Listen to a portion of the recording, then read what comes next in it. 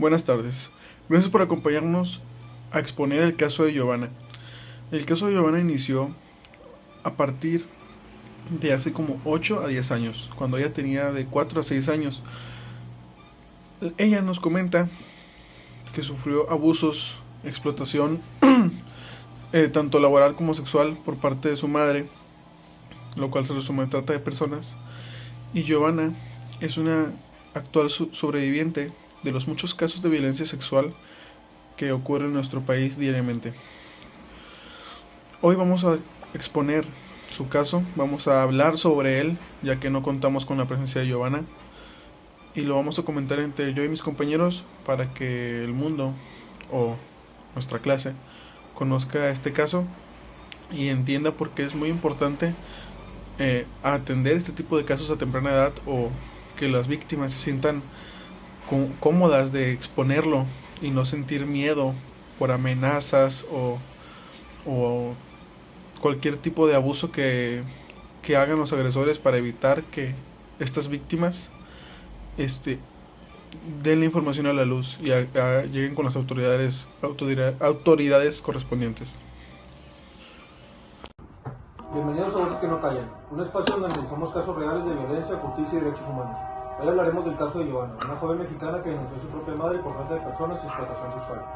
Este caso ha generado una fuerte reacción social y ha reabierto el debate sobre cómo el sistema judicial protege o no a las víctimas. Hoy mis compañeros y yo hablaremos de este tema.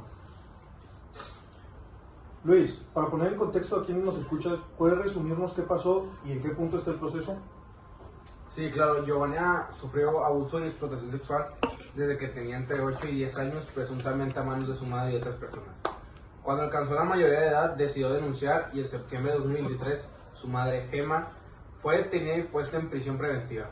En 2025 surgió controversia porque el juez Eduardo Esquivel Jasso inició trámites que podrían modificar esa medida, abriendo la posibilidad de que la agresora fuera liberada.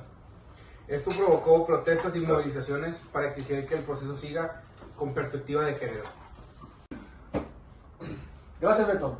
Cerros, tú estuviste ahí, siguiendo las movilizaciones. ¿Cómo reaccionó la sociedad civil? La respuesta fue inmediata. Colectivos feministas y organizaciones sociales protestaron frente al Tribunal Superior de Justicia, exigiendo que la madre de Giovanna no saliera libre. También hubo presión en redes sociales con hashtags y pronunciamientos públicos. Lo importante es que la gente entendió el riesgo real para Giovanna y su hermano si la imputada queda libre. Gael, tú eres psicólogo. ¿Qué pasa emocionalmente con una víctima en un proceso así, tan largo y expuesto? Es un proceso muy duro, Alberto. En primer lugar, hay una doble herida por el abuso en sí y porque viene de una figura materna, alguien que se supone debía protegerte. Luego viene la revictimización judicial, tener que contar la historia una y otra vez, enfrentarte a la duda o a la desconfianza institucional. Eso puede generar ansiedad, depresión, crisis de identidad y miedo constante. Por eso es la clave el acompañamiento psicológico profesional y un entorno que brinde apoyo real, no solo promesas. Claro, y más cuando el proceso judicial no termina en meses, sino en años. Exactamente, si no hay una red sólida de contención, la víctima puede perder la confianza en el sistema y en las personas. Beto, explícanos rápido, ¿por qué es tan polémica la prisión preventiva en este caso? Porque entregar la prisión preventiva no debe durar demasiado ni usarse como castigo, pero en casos como este de trata y violencia sexual sí está plenamente justificada, porque existe un riesgo para la víctima si el agresor queda libre. La polémica surge porque algunos jueces intentan flexibilizar su aplicación sin considerar el contexto de género. Aquí lo preocupante es que el juez haya iniciado un proceso para revisar la medida cuando todavía no hay sentencia firme, y el peligro para Giovanna sigue siendo alto. ¿Ya? Cerros, desde lo social, ¿qué lecturas estudia eso? Que todavía hay un sesgo enorme en el sistema judicial.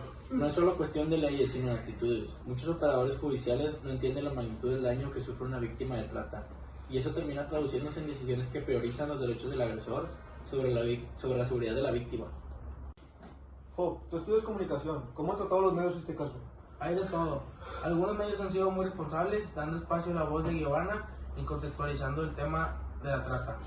Pero otros han caído en el morbo o sensacionalismo, usando titulares que reducen la historia a un escándalo familiar. Eso es gravísimo porque retraumatiza a la víctima y distorsiona la percepción pública. Los medios deberían enfocarse en educar y informar y acompañarlo en explotar el dolor ajeno. Muy cierto, la forma en que comunicamos también puede ser una forma de justicia o de violencia. Para cerrar, les pido una reflexión breve. ¿Qué enseñanza les deja este caso y qué deberían cambiar? Pues que la justicia necesita ser más humana y más sensible. No basta con aplicar la ley, hay que entender el contexto de la víctima. Que los procesos judiciales deben incluir acompañamiento psicológico obligatorio. No se puede estar solo determinando la versión.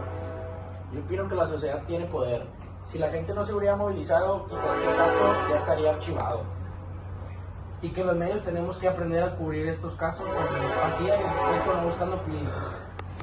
Totalmente. El caso de Giovanna nos recuerda que la trata y la violencia sexual son realidades que siguen ocurriendo y que protegen a las víctimas no es opción, es una obligación colectiva. Gracias por escucharnos. Esto fue Voces que no callan. Hasta la próxima.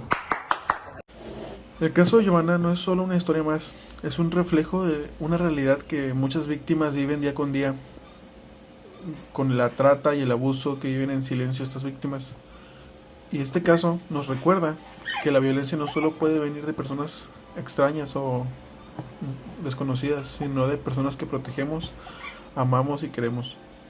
Y que el sistema de justicia tiene la obligación de actuar con empatía, firmeza y rapidez ante este tipo de casos. Giovanna tuvo el valor de alzar la voz, de denunciar, de romper con esos años de miedo con los que ella vivió. Hoy, su caso representa la lucha por la justicia, no solo para ella, sino para todas las personas que aún no se atreven a hablar. Esta historia me inspira mucho, ya que no puedo simplemente imaginarme lo que me podría haber, lo que yo hubiera hecho en su caso. Es una situación muy difícil y complicada. Se ve que ella tardó mucho tiempo en armarse de valor. Y esta historia nos acompaña a exigir que ninguna víctima sea revictimizada, porque callar es permitir que la impunidad continúe, y recordar su nombre es un acto de justicia y de esperanza.